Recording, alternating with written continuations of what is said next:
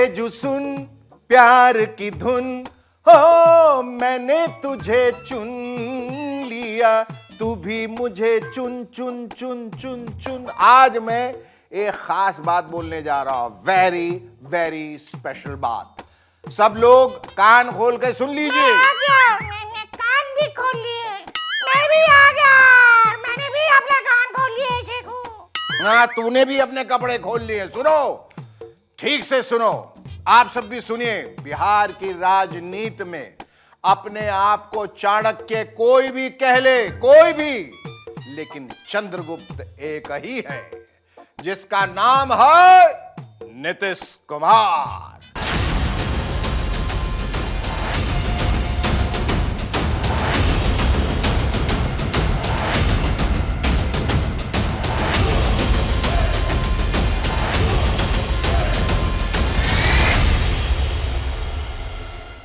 जी हाँ दोस्तों, मैंने कहा कि बिहार में या ये कह लीजिए कि देश के किसी भी पार्टी में कोई भी चाणक्य बनने का कितना भी दावा कर ले, लेकिन नीतीश कुमार ने पिछले 17 वर्षों में यह दिखा दिया है कि बिहार की राजनीति में चंद्रगुप्त वही रहेंगे, यानी मुख्यमंत्री वही रहेंगे।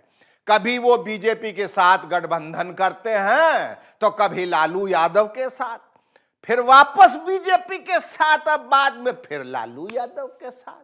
बिहार में कभी एक नारा चला था, जब तक है समोसे में आलू तब तक है बिहार में लालू। अब वहां एक तो नया नारा आ गया है, वो नारा है चाहे किसी की रहे सरकार, मुख्यमंत्री तो रहेंगे अपने नीतीश कुमार।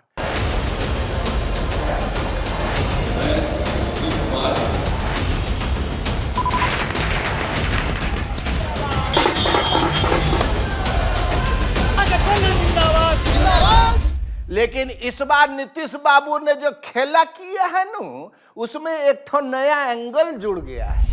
वो एंगल है 2024 के लोकसभा चुनाव का। कहा जा रहा है कि इस बार सुशासन बाबू जी ने पलटी मारी है ना, उसका कारण यह है कि वो 2024 में विपक्ष की तरफ से प्रधानमंत्री पद के उम्मीदवार बनना चाहते हैं। किसकी? उसमें उनकी पार्टी के कुछ नेता जैसे उपेंद्र कुशवाहा नीतीश जी को पीएम मटेरियल बता ही चुके हैं। अब जिसको पीएम मटेरियल कहा जाए उसके मन में तो ये तमन्ना तो हिल्लोर मारेगी ही कि चलो प्रधानमंत्री बनने की भी कोशिश कर ही ली जाए। इस कयासबाजी को इस बात से भी बल मिला कि इस बार 8वीं बार, कितना 8वीं बार और 8वां अजूबा बन गए हैं नीतीश बाबू, समझे नू। तो 8वीं बार फिर से मुख्यमंत्री पद की शपथ लेने के बाद नीतीश बाबू ने यह संकेत दे दिया है कि अगली बार यानी 2024 में प्रधानमंत्री बीजेपी का ही बने, ये जरूरी नहीं। हम किसी चीज के उम्मीदवार का हम कोई दावेदारी नहीं, आपके कार्यकर्ता लेकिन इतना तो जरूर कर दीजिए ना कि 14 में जो आए 24 तक के आगे रह पाएंगे कि नहीं रह पाएंगे वो। जब नीतीश बाबू से एगो बार आओ पूछा गया तो नीतीश बाबू ऐसे हाथ जोड़ लिए, ऐसे। हाँ, अब बोले, ये बोले भाई एक बात हम हाथ जोड़ कर वो सब मेरे मन में कोई बात नहीं। जब फिर से कुरेद के खोद के पूछा गया कि सच्ची सच्ची बताइए ना, तो एकदम में सेवक की मुद्रा में आ गए कि हम तो सेवक हैं भैया, मिल के सेवा करना चाहते हैं। वो कहता रहे, हमारे नजदीक भी कह देता हम प्रणाम करते, छोड़ो ना भाई साहब, हमारा काम है सबका काम करना। आजाद भारत की राजनीति का इतिहास है कि जो नेता अपने को सेवक के रूप में पेश करे उसके बारे में समझ लीजिए कि उसकी नजर जरूर किसी पद पे टिकी हुई है और वो महाभारत के अर्जुन की तरह उस पद पर निशाना लगाने की तैयारी कर रहा है। चाबोश! इसीलिए और कोई समझे या ना समझे, बीजेपी ये जान गई है कि नीतीश कुमार क्या चाहते हैं। इसीलिए बीजेपी के कई नेता जैसे केंद्रीय मंत्री गिरिराज सिंह अभी से कहने लगे हैं कि अर्जुन मतलब नीतीश कुमार का तीर निशाने पे नहीं लगेगा और वो प्रधानमंत्री नहीं बन पाएंगे, कभी नहीं। हमारे पास कोई जगह नहीं है, ये इधर उधर की बातें मत कर यार। जो कहना है कहो कि तुम्हारे साथ रहने पर हम पीएम के उम्मीदवार नहीं बन सकते थे, लेकिन 2013 में तोड़ा और 2014 में ये चुनाव लड़े। पीएम मटेरियल की ताकत बिहार की जनता ने दिखा दी 2 सीट पर। लेकिन जो बात गिरिराज सिंह समझ गए वो बीजेपी के कई दूसरे नेता नहीं समझ पाए।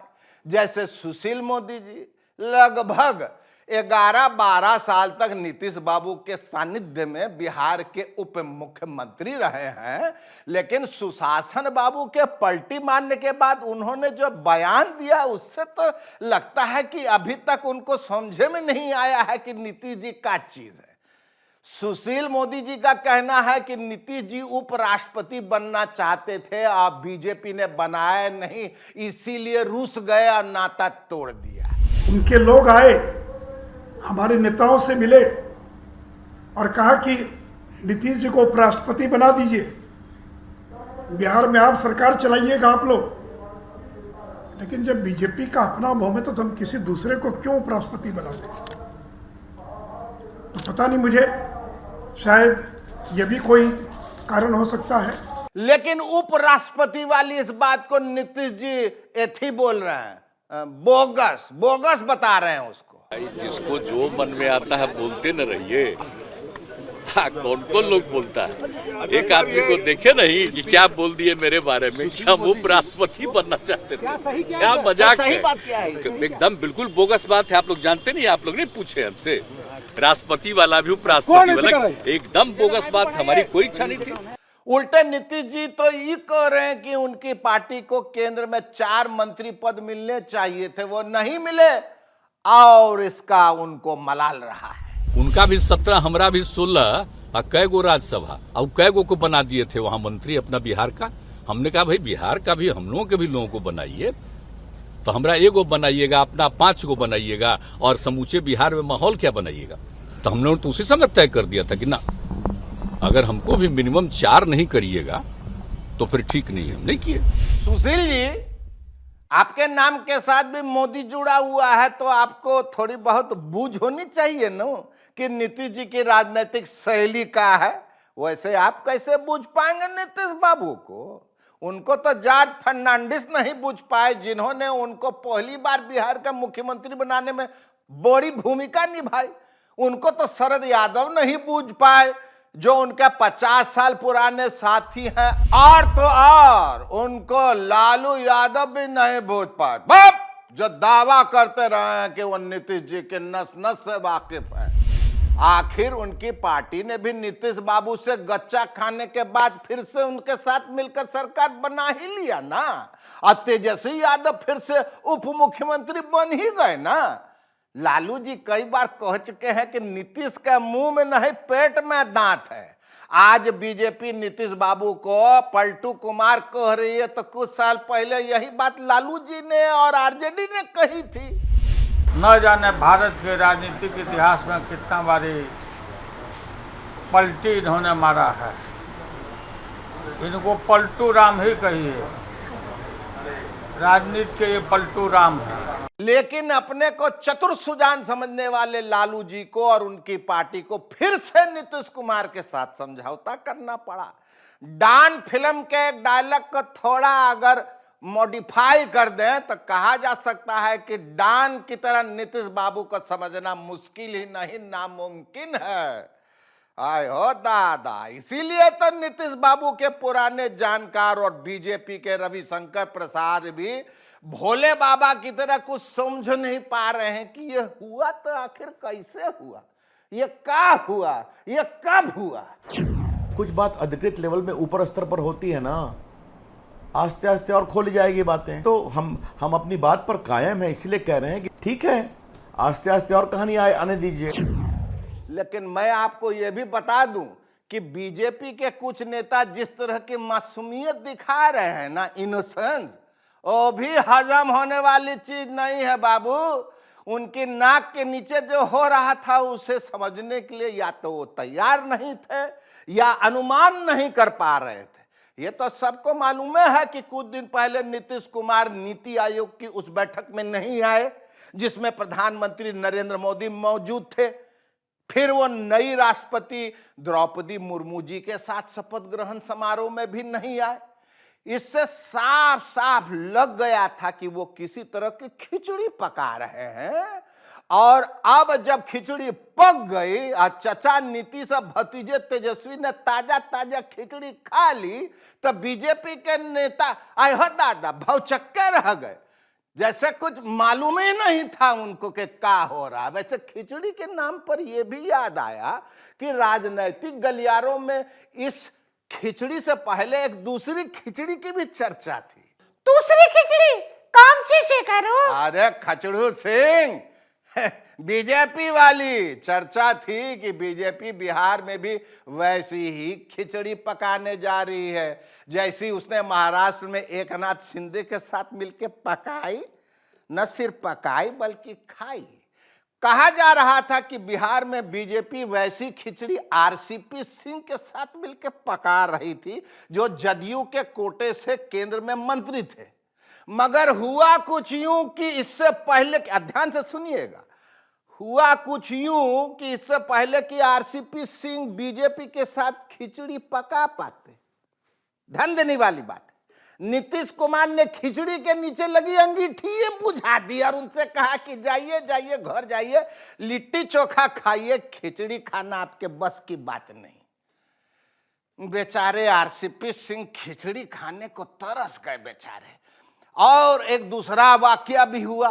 बीजेपी के राष्ट्रीय अध्यक्ष जेपी नड्डा जी ने बिहार में बीजेपी के एक कार्यक्रम में एक ऐसी बात कह दी जिससे नीतीश बाबू के साथ साथ कुछ और विरोधी दलों के मन में भी घुड़ होने लगी। ये वाली बात, सब लोग मिट गए, समाप्त हो गए, और जो नहीं हुए वो हो जाएंगे। रहेगा तो फिर बीजेपी रहेगी।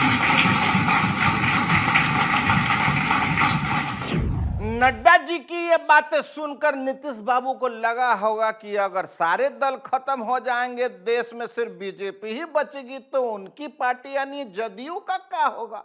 Valid point. Nitish ji rail मंत्री भी रह चुके हैं, इसलिए जानते हैं कि आगे कहां लाल सिग्नल आने वाला है। वैसे भी उनके सामने विकासशील इंसान पार्टी और उसके नेता मुकेश सहनी का उदाहरण भी था, जिसके सभी विधायकों को बीजेपी में शामिल करा लिया गया। तो बिहार में इस हफ्ते जो हुआ उसकी भूमिका तो कई महीनों से बन रही थी। अब सवाल है नीतीश जी के प्रधानमंत्री पद वाले ख्वाब का क्या होगा, यानी मुंगेरी लाल के हसीन सपने का क्या होगा। विपक्ष की तरफ से भी प्रधानमंत्री पद पर कई नेताओं की निगाहें हैं, इसीलिए इस सवाल का जवाब देना आसान नहीं है। It is not easy. इसीलिए तो बिहारी बाबू और तृणमूल कांग्रेस के सांसद शत्रुघ्न सिन्हा भी इस बारे में संभल कर बोल रहे हैं। प्रधानमंत्री तो अगर आपके पास संख्या बल हो, ऑपोजिशन के पार्टी के साथ हो, तो आप भी बन सकते हो, मैं भी बन सकता हूं, बशर्ते कि विपक्ष का पूरा साथ हो, संख्या बल हो। चाचा जी के भतीजे यानी तेजस्वी जी ने भी पीएम वाली बाल चाचा के पाले में ही डाल दी। कैसे दिखाया? तो ऐसे।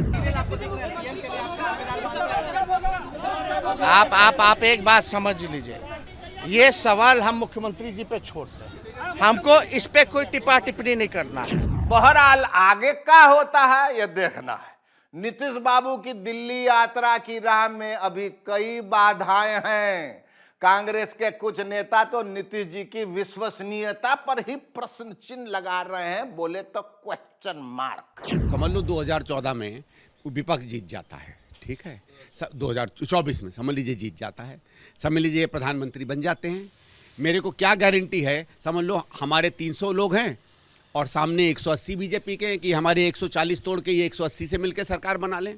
किया ना इन्होंने पहले, तो आदमी का ये ठीक है कि आदमी कई बार जो करता है वो दोबारा नहीं करता, लेकिन उसका भरोसा कहाँ से आएगा? उसका भरोसा तब आएगा जब इनमें सही में क्षमता हो तमाम पार्टियों को मिलजुल के एक करने की। भविष्य में जो भी हो, अभी तो नीतीश बाबू ने एक चाल चली है, लेकिन अब बीजेपी उनके चाल के जवाब में का जवाबी चाल चलती है, इसका इंतजार है, अब इंतजार रहेगा। नीतीश बाबू ने 2014 में लोकसभा चुनाव के समय एक चाल चली थी और बीजेपी से नाता तोड़ लिया था, लेकिन इस चाल को चलने के बाद क्या हुआ था याद है ना, कि भुतला गए। नीतीश बाबू चारों खाने चित हो गए थे और मुख्यमंत्री की कुर्सी भी छोड़नी पड़ी थी। देखें इस बार क्या होता है। वैसे फिलहाल तो चचा जी अपने भतीजे के साथ मिलके ये गाना गा रहे हैं कि चाहे सर फूटे या माथा, मैंने तेरी बाह पकड़ ली, मैंने हंसकर हामी भर ली, यारी टूटे ना छूटे ना, कर ली कर ली, आए हो दादा। तो आज के पोल खोल में बस इतना ही। आप सबों को 75वें स्वतंत्रता दिवस की बहुत बहुत शुभकामनाएं। आजादी का जश्न मनाइए, खुश रहिए, आबाद रहिए। जय हिंद। चलिए, महाबली, महाप्रभु, राजाओं के राजा, शहंशाहों के शहंशाह, बादशाहों के बादशाह, चक्रवर्ती सम्राट, सम्राटों के सम्राट, वानरों के वानर, चलिए और कितनी खुशामद करवाएंगे। गोड़ दबाऊं, गाल सहलाऊं, माथे पे चंपी करूं। मालिक, पुष्पों की वर्षा हो रही है, अब तो आइए, लाल कालीन बिछी है आपके लिए, आइए हुजूर। अरे आओ ना।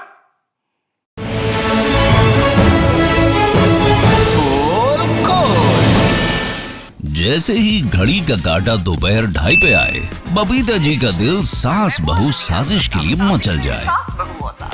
और ये है इनकी बहू, पूरे दिन ऑफिस की टेंशन हो जाए गॉन जब ये करें अपना फेवरेट शो फ्री टाइम पे ऑन। इनकी तरह आप भी देखें अपना फेवरेट शो अपने टाइम पर और डाउनलोड कीजिए एबीपी लाइव ऐप अपने स्मार्ट टीवी पर।